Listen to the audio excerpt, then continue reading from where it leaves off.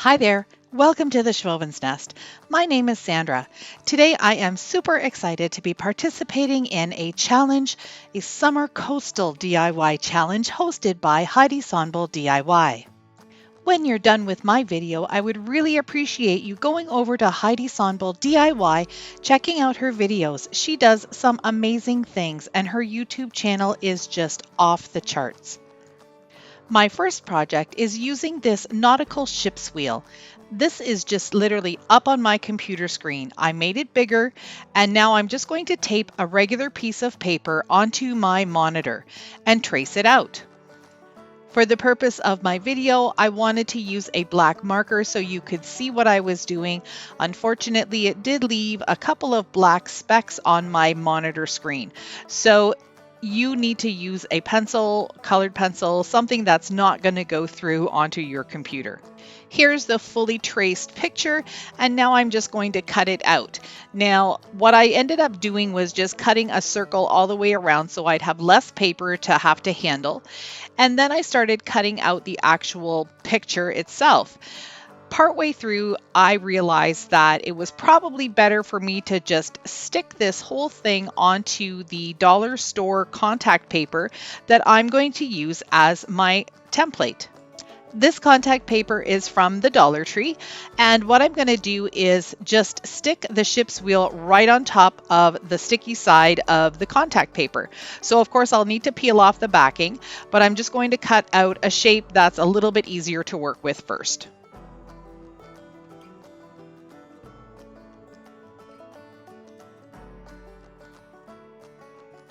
You can cut this out a couple of different ways. I've just got my Dollar Tree little X-Acto craft knife here, and that gives me the ability to cut through the paper and through the vinyl at the same time.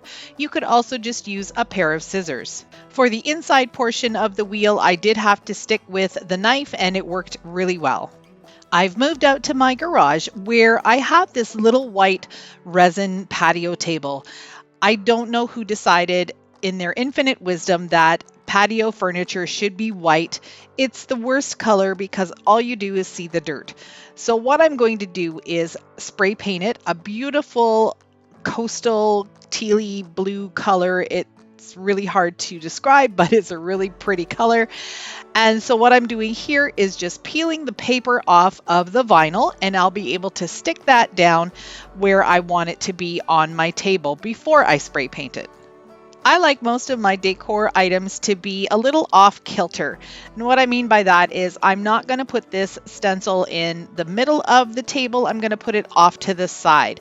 I want to be able to see it when I'm using it. So if I'm putting a drink down or if I'm decorating with it, I want to be able to see the actual wheel, and then I'll have room on the other three sides to put some decor or my glasses or whatever I feel like doing. I'm just making sure that this is pressed down really nice and firm. I'm using some Krylon spray paint, which is really good for resin and plastic like this, and the color is called Global Blue. I'm going to do 2 thin coats and a third in a couple of spots just to make sure that it's all evenly sprayed. I don't have a proper weeding tool, so I'm just using a fine tip craft knife from my Dollar Tree craft set, and this just worked out fine. I'm just going to peel it all up and reveal the white ship's wheel underneath. It turns out really pretty.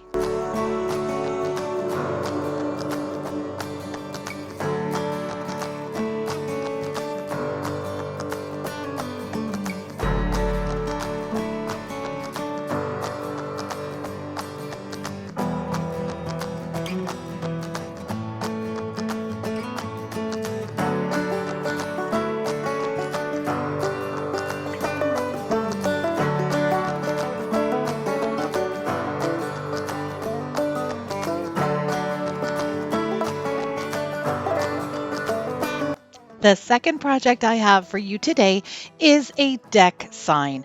This is just a piece of MDF, which is multi-density fiberboard, and it has a white coating on it. It was like a shelf. I don't need it for that anymore, so I'm using my Rust-Oleum chalk paint in the color Serenity Blue, and I'm just going to give it one light coat. Don't forget to check out my description box where I have Heidi's channel link and the playlist link. I am sure there are going to be tons of great videos for you to get inspired. Now that I've got my full coat of paint on here, I'm just taking the brush once more and dragging it from one end to the other. And this is going to create somewhat of a wood grain. You can see that I'm not going 100% straight, and that's all right. I'm not actually doing a pattern. I'm just trying to drag it across as neatly as I can. So it is getting a little wiggly in some spots, but that's okay. It's going to add to the character of this faux wood grain. Before this dries completely, I'm also going to go in with my brush in a few spots, just kind of tap it and then drag down. And that's also going to mimic a little bit more of the breaks in the wood like you see in normal wood grain. It's just going to give it, again, a little bit more character. Once the blue was completely dry, I decided to dry brush to add a little bit more texture. I'm using a really cheap dollar store brush and the color Country Gray from Rust-Oleum, which is sort of a medium to dark gray. And I'm just going to brush across and layer on some color. It's going to be really light, but it's going to bring out all of those taps with the brush that I made earlier when the paint was still wet.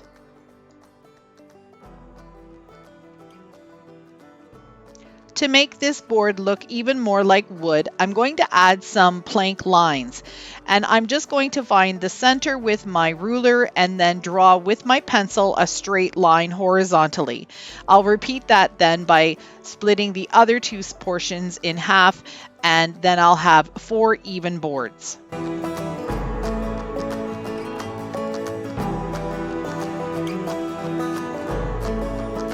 If you checked out my thumbnail, you'll realize that this is going to be the deck rules sign. I am using my most favorite stencil letters. This was one of the first purchases that I made at Michael's. I love these letters. They're my all-time favorite. And this is what I'm going to use to spell out the word deck rules. I'm using Waverly chalk paint in the color Maui Sand, which is a medium to dark gray, and just a makeup sponge to sponge on the lettering. It turns out really pretty. I just love using the makeup sponges for stenciling.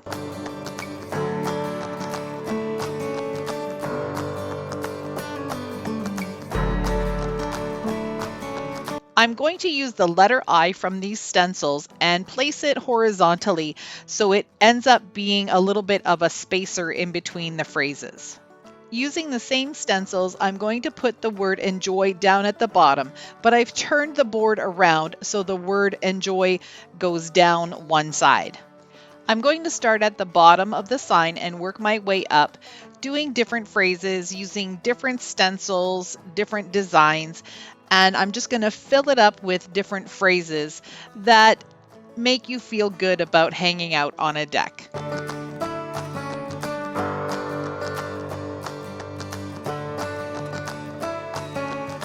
I have a pretty large stencil collection. I get a lot of them from the dollar store. I have some from Michael's. I've purchased some from Joann Fabrics and Crafts, and I have not purchased any online yet. I know that I hear a lot of people talk about Stencilsmith. I'm probably going to check them out too. But what I'd like to know from you, my viewers and fellow YouTubers and anyone else who crafts, is should I invest in a Cricut? If you say, yes, I should, tell me why. What's the reason that you think I should invest my money in a Cricut? I'd really love to hear your views on it. Here I'm putting the word sit, and I didn't have a stencil design that I liked, so hence the Cricut probably would have come in handy at this point. So I'm just going to freehand the letters and use a tiny, tiny little small stencil brush to pounce the letters and make them look more like a stencil.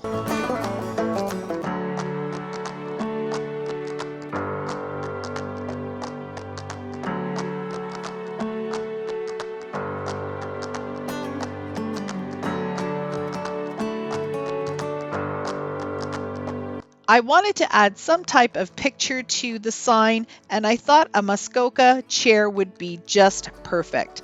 I think they're also called Adirondack chairs.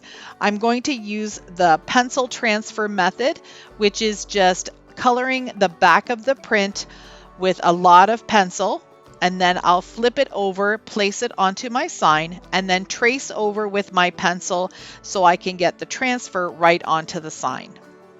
When I'm doing this method, I always make sure to peek at the transfer to make sure that I'm pressing hard enough and that I can see the outline that I need. I'm going to use the same tiny little brush and the same Waverly chalk paint in Maui sand just to outline the chair. I have found another glue product that really does a fantastic job gluing wood together, and it is LePage No More Nails. It's a super tough glue. It comes in either a silicone tube or this little squeeze tube like I have, and this is what I'm going to use to add these palette wood pieces around my sign to create a frame. I had cut these with my Ryobi Table Saw a while ago, and then I sanded them down, and they got this really neat pattern on them. It's just the texture of the wood, how it turned out, and I just think it looks so rustic and beautiful. I squeezed some out onto a piece of cardboard, and I'm just using a little scrap thin piece of wood to apply the glue. You put it on almost like you would spackle. You want to have a good layer, I would say maybe about a couple of millimeters or 1/8 of an inch. You want to make sure that there's enough there that it's going to grip the other piece of wood, and then you've got to let it sit for a good hour before you move it. I'm also going to give it a couple thin coats of polyacrylic since it'll be outside.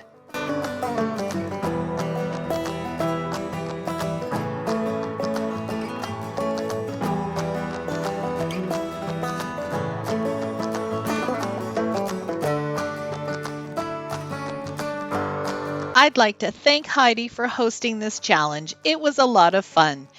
If you like what you saw and you want to stick around for a while, I'd love for you to hit that red subscribe button and the blue bell to get notified when I upload new videos.